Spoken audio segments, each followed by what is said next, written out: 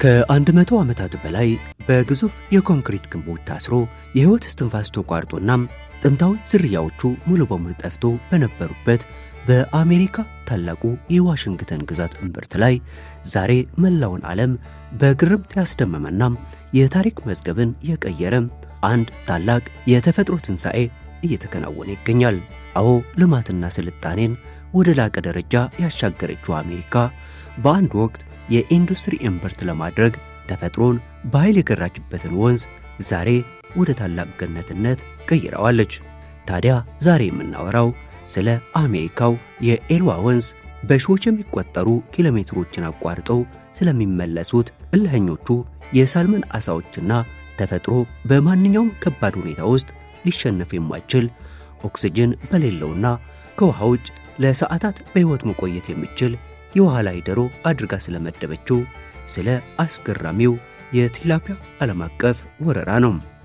በአንድ በኩል አሜሪካ በቢሊዮን ዶላር የሚቆጠር የሳልመን የኢንዱስትሪ መስመር በዘመናዊ ቴክኖሎጂ ስትገነባ፣ በሌላ በኩል ደግሞ ተፈጥሮ የራስዋን ፍጹም የበላይነት የምትጭንበት ሌላ ወራሪ ኃይል አዘጋጅታለች። ታዲያ ለ100 ዓመታት ሙሉ ለአካባቢው ከተሞችና ለግዙፍ እንጨት ፋብሪካዎች የኢኮኖሚ ዋስትና የነበሩትን የታሪክ ማዕዘን የሆኑትን ታላላቅ የሃይድሮ ኤሌክትሪክ ግድቦች አሜሪካ ለምን በገዛ እጇ አፈራረሰቻቸው? ለዘመናት በብዙ መገፋት ከኤልዋ ወንዝ ውስጥ የተሰወሩት የሳልመን ዓሣዎችስ እንዴት ሊመለሱ ቻሉ? በቴክኖሎጂ የታገዘውና የዓለም ማዕድን የተቆጣጠረው የሳልመን እርባታስ በቢሊዮን ዶላር ሲያተርፍ በውስጥ የያዘው ጥቁር ጥላናም የሥነ ምህዳር ብክለት ቀውስ እንዴት የዱር ዝርያዎችን ሊያጠፋ ቻለም?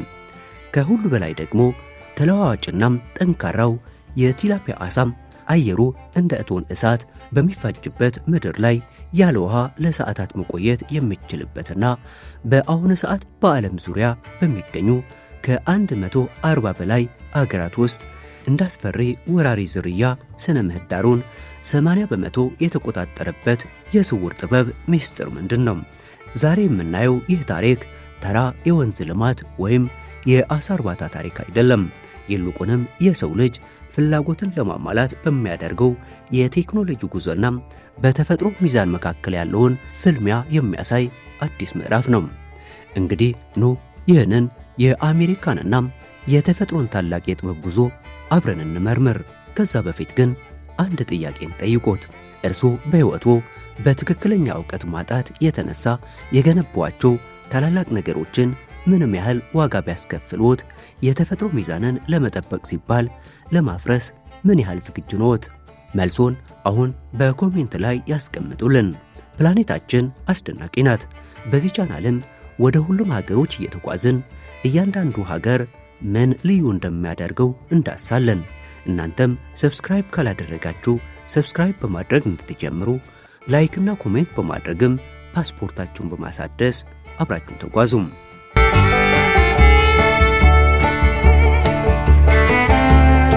በዋሽንግተን ግዛት ከኦሎምፒክ ተራሮች ተነስቶ ወደ ስትሬት ኦፍ ሁዋንደ ፉካ የሚፈሰው የኤልዋ ወንዝ ለ100 ዓመታት ያህል አስደናቂው የሕይወት ዑደት ተቋርጦበት የቆየ ምድር ነበር። ይህ ወንዝ በሚሊዮኖች ለሚቆጠሩ የሳልመን ዓሣዎች ተራ የውሃ ፍሰት ወይም ተራ የተፈጥሮ ገጽታ አልነበረም። ይልቁንም ዘራቸውን የሚተኩበት፣ ከትውልድ ወደ ትውልድ የሚሻገሩበት ብቸኛ ማደሪያቸውና ትክክለኛ ቤታቸው ነበር። ሳልመኖች በየዓመቱ የውቅያኖስን ሞገድ ጥሰው ወንዙን ወደ ላይ በመዋኘት አለታማ ፏፏቴዎችንና አስቸጋሪ ፍሰቶችን አልፈው በተወለዱበት የጠጠር አልጋ ላይ በመድረስ እንቁላል ይጥሉ ነበር። ነገር ግን በያኛው ክፍለ ዘመን መጀመሪያ ላይ አሜሪካ ተፈጥሮን ለመግራትና የኢንዱስትሪ ልማትን ለማስፋፋት ባደረገችው ጉዞ በወንዙ ላይ 2 ግዙፍ የሃይድሮ ኤሌክትሪክ ግድቦችን ለመገንባት ወሰነች። እንደ አውሮፓ አቆጣጠር በ1913 የተጠናቀቀው የኤልዋ ግድብ 32 ሜትር ከፍታ የነበረው ሲሆን እንዲሁም በ1927 የተገነባው የግላይስ ካኔን ግድብ 64 ሜትር ከፍታ ያላቸው የኮንክሪት ግንቦች ሆነው በወንዙ መካከል ቆሙም።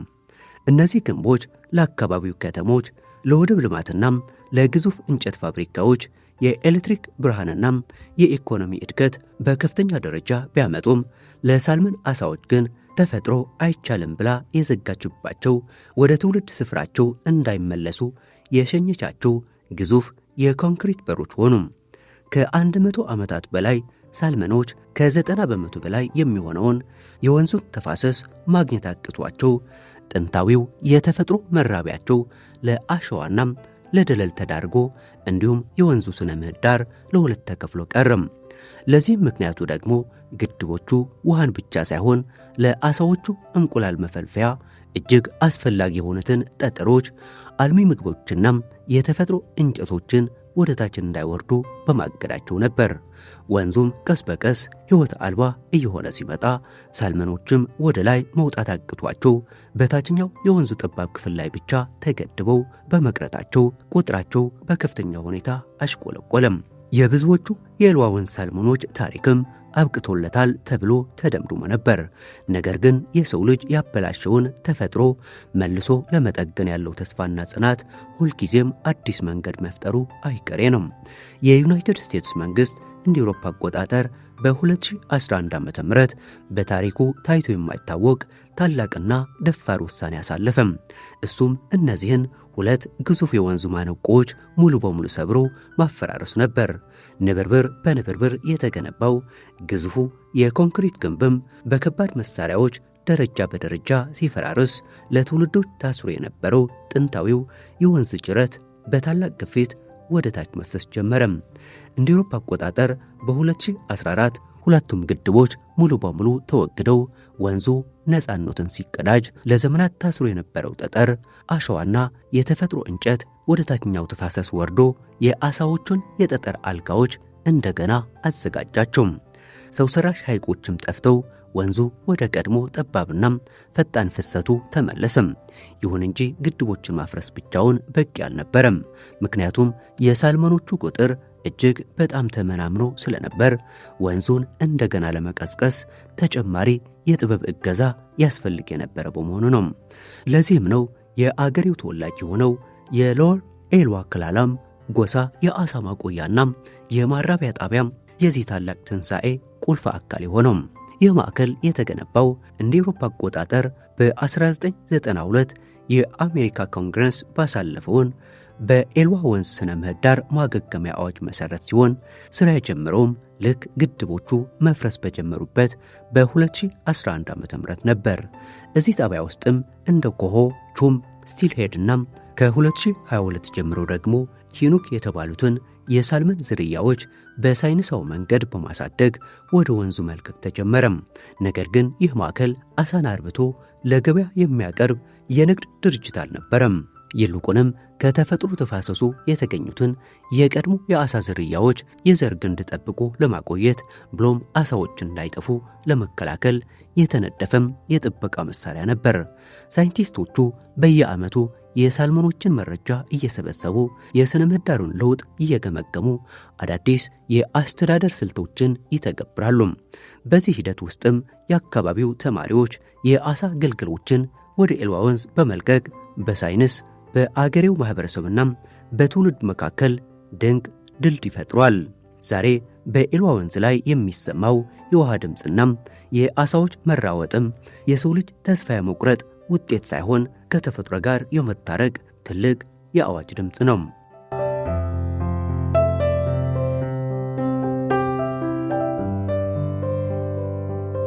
በ100 ዓመታት ታሪክ ውስጥ ለመጀመሪያ ጊዜም አንድ የቹኒክ ሳልመን አሳ ወንዙን ወደ ላይ እየዋኘ የተወለደበት የጠጠር አልጋ ላይ እንቁላል ሲጥል ማየት በዋጋ ሊተመን የማይችል የተፈጥሮ በረከት ነው።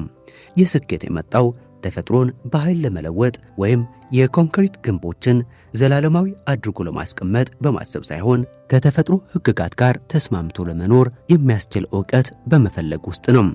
የኤልዋ ወንዝ የሳልመን አሳዎችን ህልውና ለመመለስ በተስፋና በሳይንሳዊ ትጋት ሲጠባበቅ፣ በተቃራኒው የዓለማችን ክፍል የሰው ልጅ ይህንን አሳም ወደ ቢሊዮን ዶላር ዓለም አቀፍ የንግድ መስመር ቀይሮታል። ሳልመን በአንድ ወቅት በቀዝቃዛ ውሃዎች በሰሜናዊ ወንዞችና በውቅያኖስ ዳርቻዎች ብቻ የሚገኝ ወቅታዊ ምግብ የነበረ ቢሆንም ዛሬ ግን ከሎስ አንጀለስ የሱሺ ሬስቶራንቶች እስከ ኒውዮርክ ሰላጣ ቤቶችና የፍሎሪዳ ማዕዳት ድረስ ዓመቱን ሙሉ የሚቀርብ ዓለም አቀፍ የቅንጦት ምርት ሆኗል። ይህንን ግዙፍ ፍላጎትም አሳ በማጥመድ ብቻ ማርካት ፈጽሞ የማይቻል በመሆኑ ዘመናዊው የሳልመን እርባታ ኢንዱስትሪ በከፍተኛ ፍጥነት ሊፈነዳ ችሏል። የዓለም የምግብና የእርሻ ድርጅት ፋኦ መረጃ እንደሚያሳየው እንደ አውሮፓ አቆጣጠር በ2022 አጠቃላይ የአሳ ምርት ሪከርድ ደረጃ ላይ የደረሰ ሲሆን በአሁኑ ወቅት በአሜሪካ ገበያ የሚሸጡት አብዛኞቹ የሳልመን ምርቶች የሚመጡት ከሀገር ውስጥ ወንዞች ሳይሆን ከቺሊ፣ ኖርዌይ፣ ካናዳና ፋሮ አይላንድስ የባህር ውስጥ የኬጅ እርባታዎች ነው። ይህ የኢንዱስትሪ መስመርም የሚጀምረው በተፈጥሮ ወንዝ ዳርቻ ሳይሆን ሙሉ በሙሉ በሰው ልጅ ዕውቀትና ቴክኖሎጂ ቁጥጥር ስር በዋለ የላብራቶሪ ስርዓት ውስጥ ነው። የመጀመሪያው ምዕራፍ የሚጀምረው በንጹህ ውሃ ማቆያ ጣቢያዎች ሲሆን የሳልመን እንቁላሎች የሙቀት መጠን፣ የኦክሲጅን መጠንና የውሃ ጥራት በጥንቃቄ በተደራጁ ታንኮች ውስጥ እንዲፈለፈሉ ይደረጋል። እነዚህ የአሳ ግልገሎች ከ12 እስከ 18 ወራት ባለው ጊዜ ውስጥ በንጹህ ውሃ ውስጥ ካደጉ በኋላም ሰውነታቸውን ከንጹህ ውሃ ወደ ጨዋማ ውሃ ለመቀየር ዝግጁ የሚሆንበት የስልሞት ደረጃ ላይ ይደርሳሉ። ከዚያም በኖርዌይ፣ በቺሊ ወይም በካናዳ ወደሚገኙ ግዙፍ የባህር ውስጥ የኬጅ መረቦች ይጓጓዛሉ። በአሁኑ ወቅት በዓለም ላይ ለገበያ ከሚቀርበው ሳልመን ውስጥ 80 በመቶ የሚመረተው በዚህ መልክ ሲሆን ኩሬዎቹም 97.5 በመቶ ውሃና 2.5 በመቶ ብቻ አሳ እንዲሆን ተደርጎ የተነደፈ ነው። ይህም አሳዎቹ ሰፊ የመንቀሳቀሻ ቦታ እንዲኖራቸውና ጥራታቸውን የጠበቁ እንዲሆኑ ያደርጋል። የዚህ አይነቱ እርባታ ስኬት ሚስጥርም በቴክኖሎጂ የተደገፈና የመረጃ ክትትል ላይ የተመሰረተ ነው።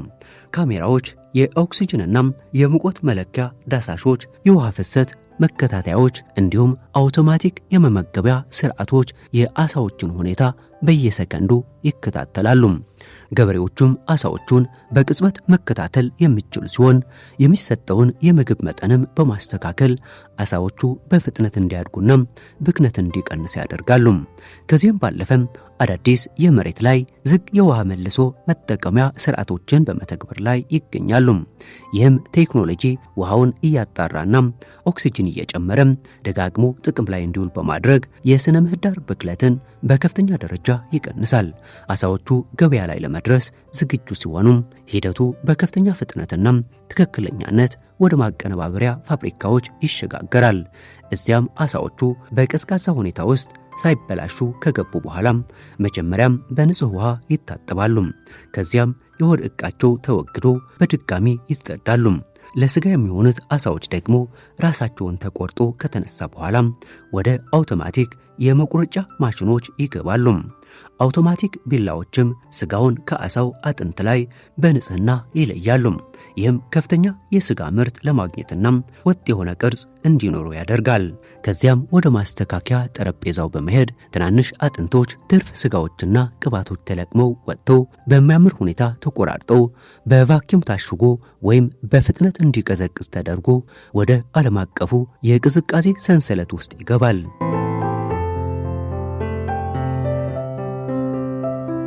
ሳልመን በምግብነቱ እጅግ ጠቃሚ የሆነው በውስጡ በያዘው የበለጸገ ፕሮቲን፣ ኦሜጋ 3 እና ቫይታሚን ዲ ምክንያት ሲሆን የሱ ልዩ የሮዝ ብርቱካናማ ቀለም በምግብ ኢንዱስትሪ ውስጥ የጥራት የጤናና የቅንጦት መገለጫ ተደርጎ ይወሰዳል።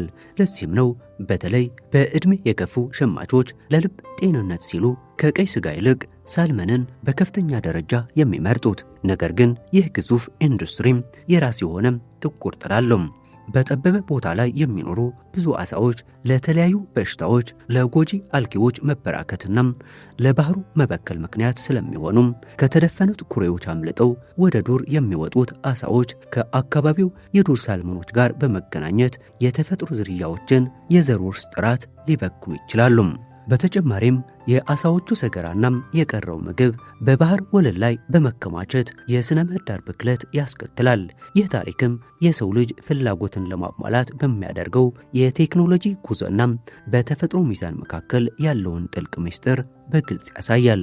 የሳልመን ኢንዱስትሪ ዛሬ ትልቅና ወሳኝ ነጥብ ላይ ይገኛል። በጥሩ ሁኔታ ከተከናወነም አነስተኛ መሬት በመጠቀም ለወደፊቱ ትልቅ የፕሮቲን ምንጭ ሊሆን ይችላል።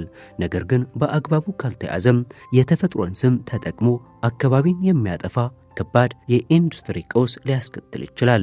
በመሆኑም የሰው ልጅ የተፈጥሮ ወንዞችን በማዳንና ዓለም አቀፍ የምግብ ፍላጎትን በኢንዱስትሪ ደረጃ በማሟላት መካከል ያለውን ሚዛን ለመጠበቅ አሁንም ከፍተኛ ጥረት እያደረገ እንደሚገኝ እየታየ ይገኛል። የሳልመን የኢንዱስትሪ ምርት ከፍተኛ ደረጃ ላይ በደረሰበት በዚህ ዘመን ተፈጥሮ ደግሞ በራሷ መንገድ እጅግ አስገራሚና በማንኛውም ከባድ ሁኔታ ውስጥ ሊሸነፍ የማይችል ሌላ ዝርያን አዘጋጅታለች። እሱም የቲላፒያ ወይም የቀይ አባይ አሳ ነው። የቲላፒያ ታሪክ የሚጀምረው ከሺህ ዓመታት በፊት በምስራቅ አፍሪካ ስምጥ ሸለቆ ውስጥ በነበሩት እጅግ ተለዋዋጭና አስቸጋሪ የንጹህ ውሃ ሐይቆች ውስጥ ነው። እነዚህ አካባቢዎች የውሃ መጠኖች በየወቅቱ በከፍተኛ ሁኔታ ይለዋወጣሉ። የቀኑ ሙቀት ከ40 ዲግሪ ሴልሺየስ በላይ ይዘላል። በውሃው ውስጥ ያለው የኦክሲጅን መጠንም አብዛኛውን የአሳ ዝርያ በጥቂት ሰዓታት ውስጥ ሊገድል በሚችል ደረጃ በጣም ዝቅ ይላል። በዚህ አስፈሪ የሥነ ምህዳር ግፊት ውስጥ ያለው ቲላፒያ በጠንካራ የተፈጥሮ ምርጫ ሂደት ውስጥ እጅግ አስገራሚ የመቋቋም አቅምን አዳብሯል። ይህም አሳም ከ8 እስከ 42 ዲግሪ ሴልሺየስ ያለውን የሙቀት ልዩነት መቋቋም ይችላል። ኦክሲጅን በሌለው ውሃ ውስጥ በነፃነት ይኖራል። ሰፊ የፒኤች መጠን መዛባትም ከመኖር አያግደውም።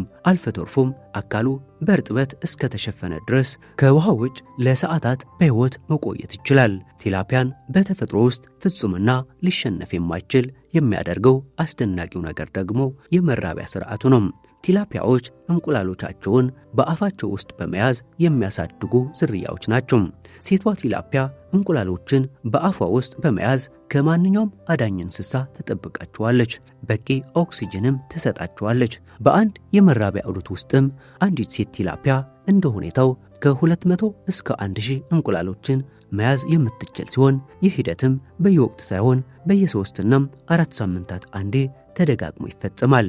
ይህ አስደናቂ የመቋቋም አቅምም ማቋረጥ ከሌለው መራባት ጋር ሲቀላቀል የቲላፒያ ቁጥር በጥቂት ወራት ውስጥ በእጥፍ እድገት በመቶ ሺዎች እንዲባዛ ያደርገዋል። ይህንን አስደናቂ አቅም የተመለከተው የሰው ልጅ እንደ አውሮፓ አቆጣጠር በ1950ዎቹ አሳውን ወደ ብራዚል ማጠራቀሚያዎች አስገብቶ የነበረ ሲሆን በተለይም በ1970ዎቹ በደረሰው ከባድ ድርቅ ወቅት በሚሊዮኖች የሚቆጠሩ ሰዎችን ከፕሮቲን እጥረት የታደገም የውሃ ላይ ዶሮ ለመባል በቅቷል። ቲላፒያ በ1.5 ኪሎ ግራም ክብደት ብቻ 1 ኪሎ ግራም የአሳ ስጋ መስጠት የሚችል እጅግ ቀልጣፋም የኢኮኖሚ ምንጭ ቢሆንም ከሰው ሰራሽ ኩሬዎች አምልጦ ወደ ተፈጥሮ ወንዞች ሲገባ ግን የሥነ ምህዳሩን ሚዛን ሙሉ በሙሉ በመቆጣጠር ሌሎችን የሀገር በቀል አሳ ዝርያዎችን በማጥፋት የራሱን ፍጹም የበላይነት የሚጭን ወራሪ ኃይል ነው። በአሁኑ ወቅት የቲላፒያ የአሳ እርባታ ኢንዱስትሪ በከፍተኛ ፍጥነት በማደግ ላይ የሚገኝ ሲሆን በዓመት ዓለም አቀፍ የምርት መጠኑ ከ7 ሚሊዮን ቶን በላይ በመሻገር ከ8 እስከ 10 ቢሊዮን ዶላር የሚገመት ግዙፍ የገበያ ዋጋን አስገኝቷል። ይሁን እንጂም ይህ ስኬት ሌላ አደገኛ የሥነ ምህዳር ሰንሰለትን አስከትሏል። እሱም ከእርባታ ኩሬዎች አምልጠው ወደ ተፈጥሮ ውሃዎች የገቡት የቲላፒያ አሳዎች በአሁኑ ወቅት በዓለም ዙሪያ በሚገኙ ከ140 በላይ በሚሆኑ አገራት ውስጥ እንደ ከፍተኛ ወራሪ ዝርያ ተፈርጀው ይገኛሉ። እነዚህ አሳዎች በአካባቢው ያሉትን አልጌዎች፣ ፕላንክቶኖችን፣ የውሃ ውስጥ እጽዋቶችንና በተለይም የሌሎች ሀገር በቀል አሳዎችን እንቁላሎች በከፍተኛ መጠን በመመገብ የተፈጥሮን የምግብ ሰንሰለት ሙሉ በሙሉ ያናጋሉ። በአዋቂነት ደረጃቸው በቀን ውስጥ ከራሳቸው የሰውነት ክብደት ከ5 እስከ 10 በመቶ የሚሆነውን ምግብ የሚበሉ በመሆናቸው በአካባቢው ያሉ ሌሎች ዝርያዎች የሚመገቡትን ያጣሉ። በተጨማሪም ወንዶች ቲላፒያዎች ለመራቢያነት የሚሆኑ ትላልቅ ጉድጓዶችን በወንዞችና በሐይቆች ወለል ላይ በመቆፈር የውሃውን ጥራት ያደፈርሳሉ፣ የደለል ንብርብሩን ያናጉታል፣ እንዲሁም የሌሎች እጽዋትን የፎቶሲንተሲስ ወይም የምግብ አሰራር ሂደት ያደናቅፋሉ። በዚህም ምክንያት በኒካራጓ በአውስትራሊያና በፍሎሪዳ በሚገኙ በርካታ የውሃ አካላት ውስጥ ቲላፒያዎች ከጠቅላላው የህይወት ክምችት ውስጥ 80% በመቆጣጠር ስነ ምህዳሩን ወደ አንድ ወጥ ዝርያ ቀይረውታል።